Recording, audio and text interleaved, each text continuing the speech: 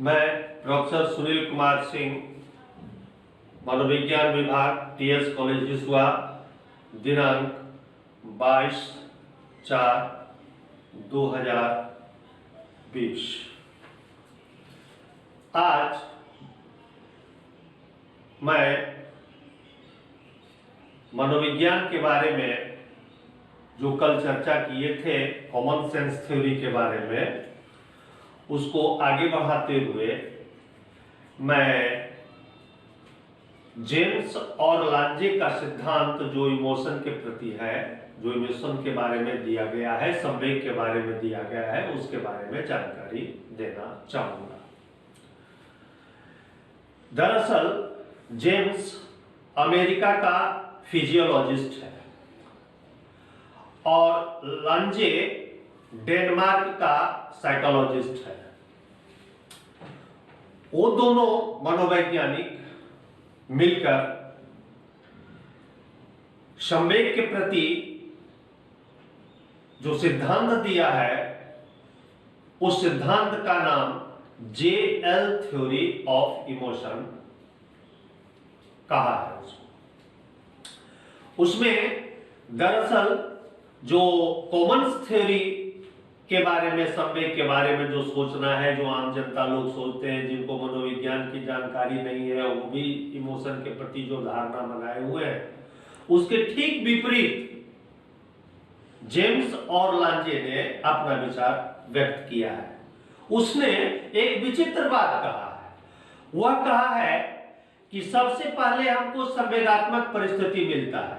ये तो common sense में भी है और जेम्स लांजे भी कह रहा है, लेकिन उल्टा यहां पर कहता है, वह कहता है कि पहले हमको शारीरिक परिवर्तन हो जाता है, यानी हम पहले भाग जाते हैं, हमारे अंदर पसीना छूट जाता है, तब हम उस शारीरिक परिवर्तन के फलस्वरूप संवेग की अनुभूति करते हैं, यानी डरते हैं, भय में आते हैं। ये विचित्र बात है।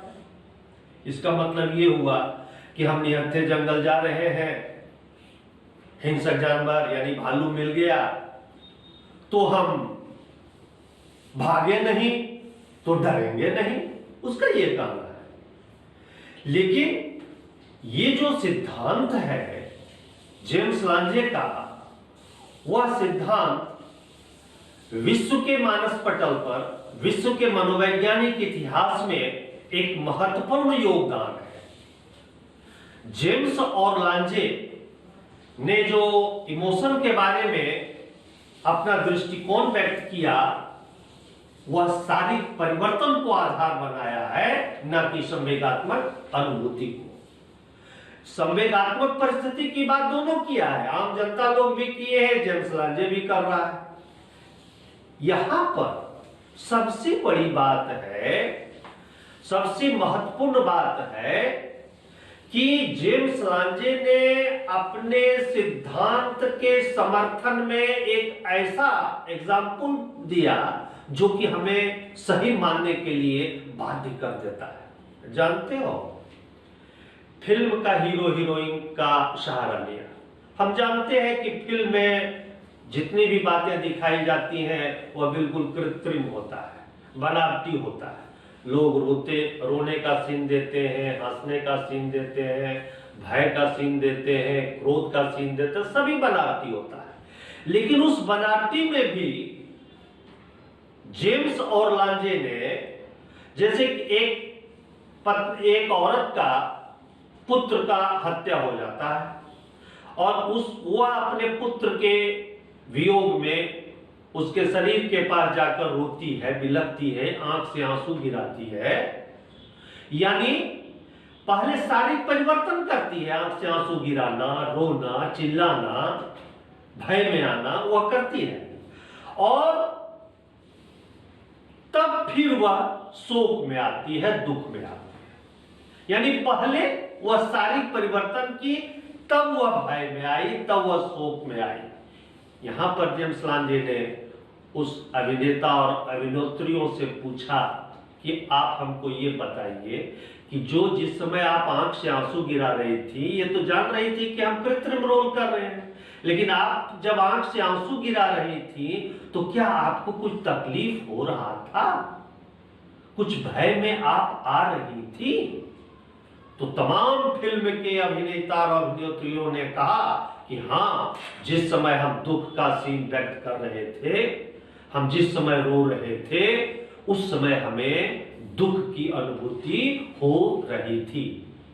ये एग्जाम्पल देकर जेम्स और लांजे ने यह सिद्ध करने की कोशिश किया कि संवेग होने के लिए पहले संवेगात्मक परिस्थिति का मिलना, तत्पश्चात दूसरा शारीरिक परिवर्तनों का होना यानी भागना, और तब फिर हमें संवेगात्मक अनुभूति का होना, जैसे दुख में आना, भय में आना, क्रोध में आना।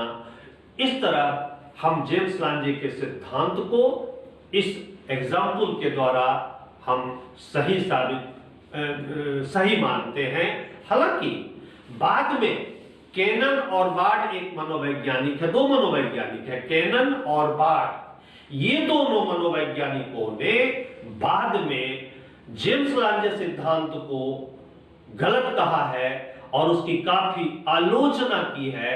इसके बारे में मैं तुझे कल फिर जानकारी दूंगा और मैं पुनः तुम लोगों से यह अपील करूंगा कि सोशल डिस्टेंसिंग बनाए रखो और निश्चित रूप से स्वस्थ और प्रसन्न तभी रहोगे और तभी विश्व से कोरोना समाप्त होगा। और इन्हीं शब्दों के साथ आज मैं अपना व्याख्यान को समाप्त करता हूं और तुम लोगों को स्वस्थ और प्रसन्न रहने की कामना करता हूं। धन्यवाद।